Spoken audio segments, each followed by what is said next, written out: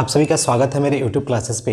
जैसा कि आप सभी ने थंबनेल में देखा होगा, 2 क्वेश्चन होंगे और दोनों क्वेश्चन ही ज़बरदस्त है। उनको हम समझेंगे कंसेप्ट के साथ कि कैसे उनको सॉल्व करेंगे और ये क्वेश्चंस इंपॉर्टेंट होंगे एसएससी सीजीएल एग्जाम या सीडीएस एग्जाम में या जहाँ पे मैथ के क्वेश्चंस पूछे जाते हैं वहाँ पे।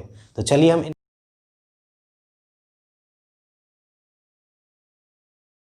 देखिए, पहला क्वेश्चन क्या है कि आपके पास एक पैरेललोग्राम्स है। उस पैरेललोग्राम में ए बी सी डी उसका नाम दिया हुआ है और उसके बाद एक सर्कल इसके अंदर ऐसे बना हुआ है और ये सर्कल ऐसा बना हुआ है कि इसमें कुछ पोर्शंस बाहर चले गए हैं, तो इनको उसमें शेडेड किया हुआ है, शेडेड, ठीक है। और आपसे पूछा है कि अब बता दो area of shaded part two the circle, ठीक है। यानी सर्कल के एरिया को बताना है आपको, यही रेशियो आपसे पूछा है, ठीक है। Ratio of area of shaded part, यानी जो शेडेड पार्ट है to the area of circle, बस यही क्वेश्चन है, इसमें करना है। और दूसरा क्वेश्चन क्या है, फाइंड ऑल परफेक्ट स्क्वायर, जितने परफेक्ट स्क्वायर फैक्टर्स हैं एंड ऑड फैक्टर्स, वो ऑड फैक्टर्स ऑफ इतना, एक नंबर दिया हुआ है 14,400, इसके सभी परफेक्ट स्क्वायर फैक्टर्स बताने हैं और ऑड फैक्टर, ठीक है, विषम फैक्टर्स और परफेक्ट स्क्वायर फैक्टर। तो हम कैसे बताएंगे सब जानेंगे, ठीक है। तो देखिए पहला क्वेश्चन कैसे करेंगे। तो आप एक चीज़ ध्यान से देखो कि इसमें एल्टीट्यूड का एक रेशियो भी दिया है और एल्टीट्यूड का रेशियो क्या दिया है, 3:4, ठीक है, बातें क्लियर। यानी एल्टीट्यूड का रेशियो दिया है 3:4। तो एल्टीट्यूड होता है कि आप जानते हो कि जब भी हम पैरेललोग्राम कंस्ट्रक्ट करते हैं, सपोज हमने एक पैरेललोग्राम ऐसे कंस्ट्रक्ट किया, तो ये तो इसका बेस है, इस बेस पे हम एक परपेंडिकुलर भी डालते हैं, जस्ट ऐसे, ये एक परपेंडिकुलर ही एल्टीट्यूड कहलाता है, ठीक है। तो एक एल्टीट्यूड इस पे पड़ा, इसका नाम मान लो L1 है। फिर अगर मान लो आपकी इच्छा हुई कि आप यहाँ से एक परपेंडिकुलर ऐसे भी डाल सकते हो, ठीक है, ये रहा, ये दूसरी साइड पे पड़ा, देखो ये वाले, इस साइड का नाम A है, इस साइड का नाम B है, क्योंकि आप जानते हो पैरेललोग्राम में ये इसके पैरेलल होता है और ये भी इसके पैरेलल होता है। अगर ये A लेंथ का है तो ये भी कितने का है, A लेंथ का। अगर ये B लेंथ का है तो ये भी कितने का है, B लेंथ का। तो सेम कहानी है, अगर ये DC कुछ अमाउंट का है तो AB क्या होगा, सेम अमाउंट का होगा, DC के बराबर। AD BC के बराबर होगा क्योंकि उसके पैरेलल है, ठीक है। एल्टीट्यूड समझा आपने, जस्ट हम परपेंडिकुलर। तो एक चीज़ देखो, यहाँ पर एक टेंजेंट दिख रहा है आपको, इस पॉइंट पे एक टेंजेंट दिख रहा है कि नहीं, ऐसे टेंजेंट जा रहा है। यहाँ पर भी देखोगे तो इस पॉइंट पे एक टेंजेंट पास हो रहा है, फिर यहाँ पे भी देखोगे तो एक पॉइंट पे टेंजेंट पास हो रहा है। तो आप एक बेसिक कंसेप्ट भी जान रहे हो कि जब सर्कल होता है तो सर्कल पर अगर मैं यहाँ पे मैंने टेंजेंट खींचा, ठीक है, सपोज टेंजेंट खींचा, तो अगर मैंने सेंटर से यहाँ पे एक लाइन डाली है तो क्या होता है, 90 डिग्री पे होता है। अगर मैं इसी लाइन को जो इस तरह बढ़ा दूँ तो एक डायमीटर भी हो जाता है। कंसेप्ट आपको मालूम होगा, जैसे कि आप सर्कल खींचते हो ना, ये सेंटर है, तो सर्कल के सेंटर से हम टेंजेंट पे 90 डालते हैं। अगर इसी लाइन को मैं सीधे ऐसे बढ़ा दूँ, दैट इज़ अ डायमीटर, ठीक है। तो बस वही कहानी हमें लगाना है यहाँ पे, ठीक है। तो आप एक चीज़ देखो, ये टेंजेंट का पॉइंट है, यहाँ पर टेंजेंट पास हो रही है, तो मैं क्या करूँगा, और यहाँ पर भी देखो, यहाँ पर भी दिख रहा है आपको, यहाँ पर भी टेंजेंट जाएगी। तो अगर मान लो मैंने एक लाइन ऐसे खींच दिया, ठीक है,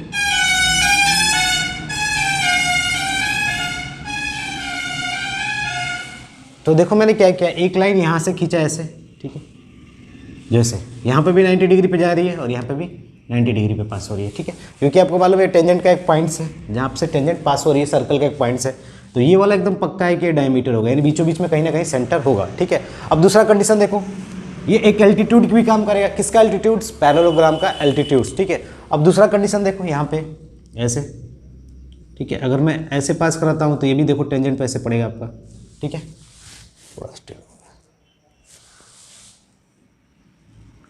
ठीक है। सिर्फ हम यहाँ पे 90 दिखाएंगे क्योंकि टेंजेंट के पॉइंट्स पे दिखाना है, ठीक है। यहाँ से पास हो गया वो, ठीक है। अब एक चीज़ देखो, यहाँ पे हम एक रेडियस भी दिख रहा होगा, वो रेडियस कैसा होगा आप देख सकते हो, ऐसे, दैट इज़ अ रेडियस। ये भी क्या होगा आपका, सॉरी, ये भी आपका क्या होगा, एक रेडियस होगा, यहाँ पर जाएगा, ठीक है, बातें क्लियर। तो आपने एल्टीट्यूड्स का आइडिया लगा कि भाई एल्टीट्यूड्स हैं क्या। तो एल्टीट्यूड यहाँ से यहाँ तक एक एल्टीट्यूड ये रहा, एल्टीट्यूड पहचानना भी जरूरी, कहाँ पे एल्टीट्यूड हम बनाएंगे अगर ऐसा कंडीशन आता है। तो यहाँ पर देखो एल्टीट्यूड ये रहा, ठीक है। तो जब ये एल्टीट्यूड्स हो गया तो आप जानते हो कि यहाँ पर 3:4 दिया है, ठीक है। तो अगर मान लो मेरा ये वाला साइड 3 का है, ठीक है, अगर ये पूरी वैल्यू आपकी 3 की है और ये पूरी वैल्यू कितनी की है, 4 की, ठीक है। तो आप एक चीज़ जनरली सोचो, 4 है तो भाई ये थोड़ा ज़्यादा दूर होगा तभी ये 4 होगा, ठीक है। सपोज हमने माना, तो यहाँ पे क्या होगा कि ये 4 है तो ये वाला पोर्शन कितने का हो जाएगा, 2 का, क्योंकि रेडियस में बढ़ जाएगा 2 यूनिट्स। हम यूनिट की बात कर रहे हैं क्योंकि 3:4 एल्टीट्यूड का रेशियो दिया हुआ है, एल्टीट्यूड का रेशियो, यानी पहला एल्टीट्यूड रेशियो, दूसरा एल्टीट्यूड, 3:4, ठीक है। तो तो अगर मैंने इस एल्टीट्यूड को 4 है तो ये वाला एल्टीट्यूड मैंने 3 माना, ठीक है। तो 3 माना तो इसका मतलब यहाँ से यहाँ तक भी आएंगे तो ये क्या होगा 2 यूनिट्स, तो बाकी क्या होगा 1 यूनिट्स का होगा कि नहीं, यानी यहाँ से यहाँ तक की वैल्यू 1 यूनिट्स में बढ़ जाएगी, ठीक है। यहाँ तक क्लियर। अब हमें रेडियस निकालना है, रेडियस कैसे निकालेंगे, ठीक है। तो रेडियस भी हम निकाल सकते हैं। तो रेडियस आपको ये मालूम भी है, यहाँ से यहाँ तक की रेडियस की वैल्यू 2 है, तो ये भी वाला भी क्या होगा आपका यहाँ से यहाँ तक 2 होगा। क्लियर, बात है क्लियर। अब एक चीज़ देखो, यहाँ पे जो ये लाइन ऐसे गई है ना, ये एक सर्कल जो है आपका, इस सर्कल में ये एक कॉर्ड है यहाँ से यहाँ तक, आप ध्यान से देख सकते हो। ये सर्कल में एक क्या है आपका, एक कॉर्ड है, ठीक है, एक कॉर्ड है। अब बहुत से लोग सोचेंगे कॉर्ड है तो सेंटर से जो लाइन जाती है कार्ड पे क्या करती है 90 डिग्री पे कट करती है, क्या करती है 90 डिग्री पे कट करती है। अब आपको ये कंफर्म हो गया हो कि 3 मैंने क्यों लिया, ये 3 मैंने इसलिए लिया क्योंकि ये सर्कल के अभी अंदर ही लाइन है, लेकिन ये लाइन देखो एकदम सर्कल के एकदम बाहर बाहर टच कर रही है, यानी सर्कल के एक बाहर पॉइंट यहाँ पे, एक बाहर पॉइंट यहाँ पे, इसलिए मैंने इसको 4 लिया क्योंकि बड़ा है, डायमीटर था, लेकिन ये वाली वैल्यू डायमीटर से छोटी थी, इसलिए मैंने इसको 3 लिया, ठीक है, बात है क्लियर। तो ये वाली वैल्यू 1 और ये वाली 2।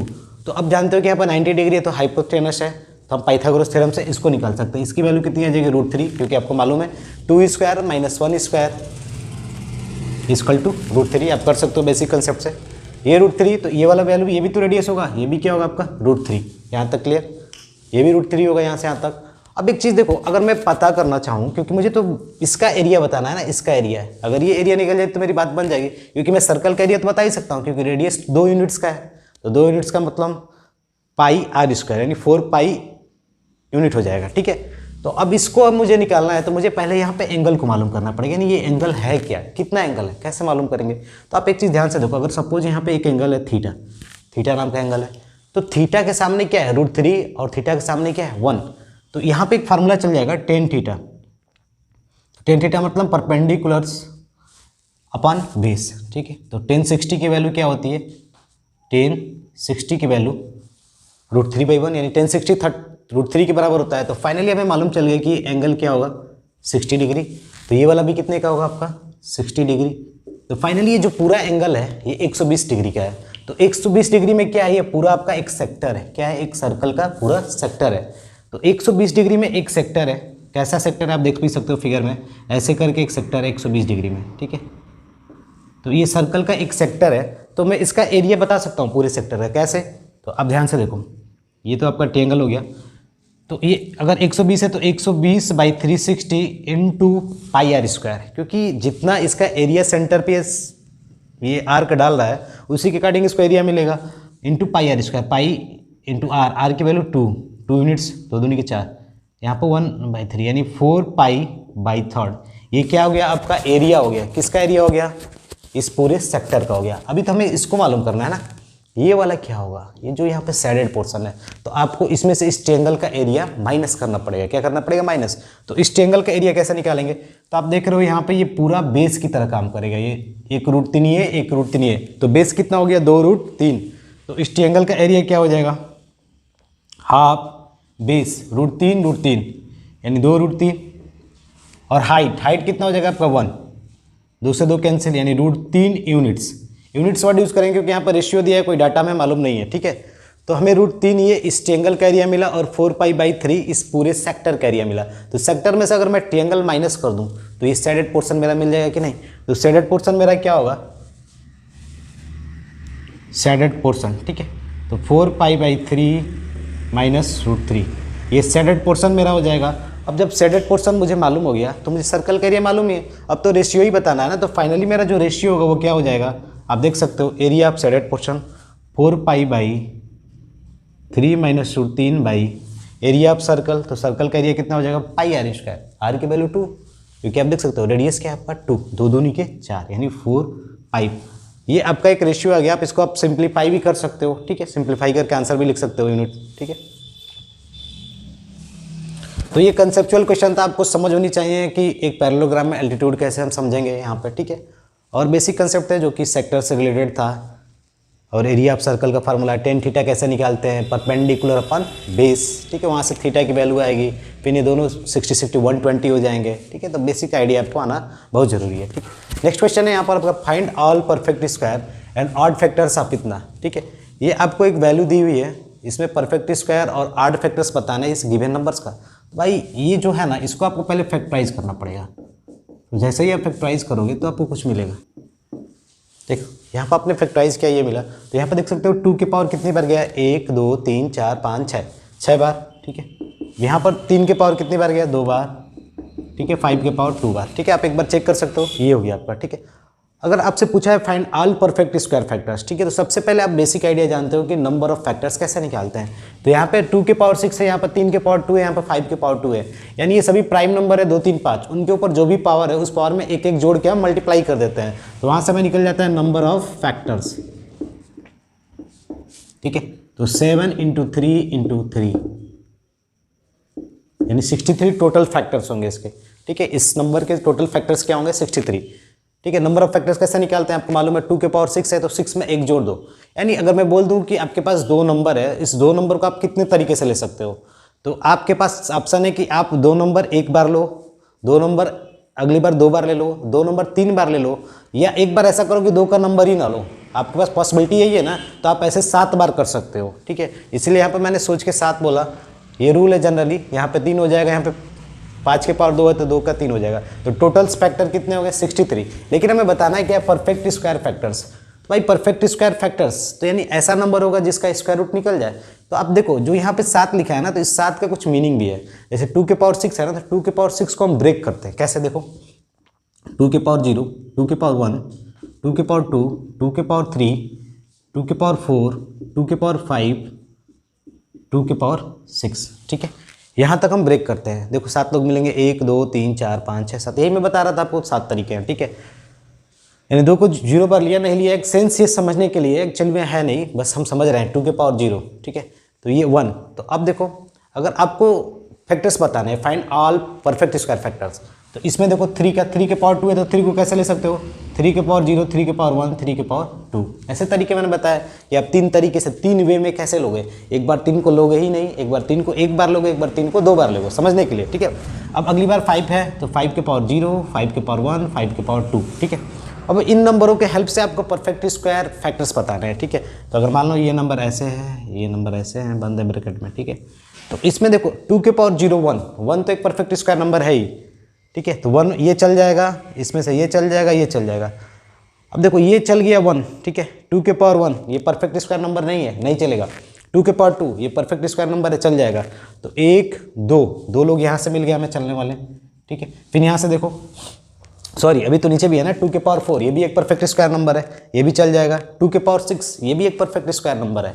आप सोचो ध्यान से, तो कैसे देखो 2 के पावर 0 1 का स्क्वायर रूट 1, 2 के पावर 2 इसका स्क्वायर रूट 2, 2 के पावर 4 इसका स्क्वायर रूट 4, तो देखो ये 16 होगा ना फाइनली, 16 का स्क्वायर रूट 4। यहाँ पर 2 के पावर 6 है यानी 64 का स्क्वायर रूट 8, यानी 1 2 3 4 लोग होंगे। तो फाइनली यहाँ से कितने लोग हमें मिल गए परफेक्ट स्क्वायर के रूप में, 4 लोग। यहाँ से कितने लोग मिल जाएंगे, 3 के पावर 0 1 तो होना ही है परफेक्ट स्क्वायर, 3 के पावर 2 ये भी होगा, तो ये 2 बार। यहाँ पर देखो 5 के पावर 0 1, 5 के पावर 2 2, तो 1 बार 2 बार, तो यहाँ से कितने बार मिल गए, 2 बार। तो फाइनली जो आपका परफेक्ट स्क्वायर फैक्टर्स होंगे, number of perfect square factor, वो कितने होंगे, 16। अब इसी तरह आप 8 फैक्टर्स में निकाल सकते हो। तो देखो अगर मैं 8 की बात करूँ तो ये 2 के पावर 1 है, 2 एक इवन नंबर है, 2 के पावर 2 ये भी क्या होगा, एक इवन नंबर, ये भी क्या होगा इवन, ये भी क्या होगा आपका इवन, ये भी इवन, ये भी इवन, ये सभी इवन देंगे, क्योंकि आप इनका 2 के पावर 6 को ब्रेक करना तो आपको 64 मिलेगा, तो एक इवन ही नंबर है तो इसको आउट कर देंगे। सिर्फ इसको लेंगे 2 के पावर 0 यानी एक बार लेंगे, ठीक है। अब अगले स्टेप में आ जाओ, 3 के पावर 0 1 ये चल जाएगा, ऑड है, ये भी ऑड देगा, ये भी ऑड देगा, तो तीनों लोग चल जाएंगे। यहाँ पे आ जाओ 5 के पावर 0 1, 5 के पावर 1 5 ये भी ऑड है, 5 के पावर 2 25 ये भी एक ऑड है, तो ये भी चल जाएगा। कितने लोग हैं यहाँ पे, 3 लोग हैं। बस हमें प्लानिंग करना है कि आड कौन लोग हैं, उन्हीं को बस टेकअप करना है और बाकी सबको छोड़ देना है। जैसे परफेक्ट स्क्वायर में हम क्या कर देते हैं, ऐसे नंबर को खोज देते हैं जिनका स्क्वायर रूट निकल जाए, ठीक है। तो यहाँ पे क्या हो जाएगा 9, ठीक है। तो नंबर ऑफ आड फैक्टर्स कितने होंगे, 9। Number of perfect square factor कितने होंगे, 16। आप एक बार घर पे इसको ट्राई कर सकते हो, इच्छा हो तो आप पैसे भी निकाल सकते हो मल्टीप्लाई कर करके, ठीक है। लेकिन टाइम टेकिंग होगा, इससे हम जनरली ईजी कर लेते हैं। तो आज के लिए बस इतना ही, मिलते हैं अगली क्लास में, तब तक के लिए धन्यवाद। अगर आपने मेरे इस चैनल को सब्सक्राइब नहीं किया है तो एक बार सब्सक्राइब जरूर करें, अगर मेरा काम पसंद आया तो।